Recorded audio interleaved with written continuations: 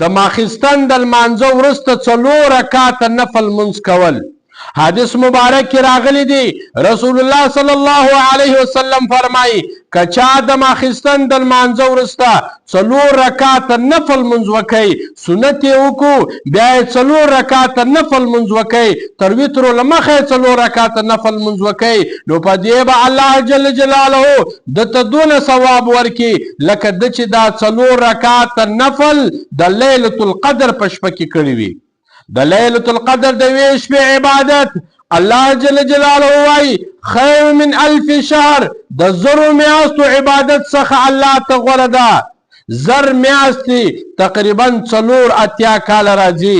په دې 4 رکعاتو نفل المنځ سره الله جل جلاله د 4 کاله عبادت ثواب ورکوي. سبحان الله، الله څومره مهربانه ذات ده. په 4 رکعاتو نفل المنځ باندې الله جل جلاله دونه ثوابونه درکوي. اے زما عزتمند ورونو مسلمانانو، باید موږ او تاسې د الله عبادت وکړو، الله راضي کو.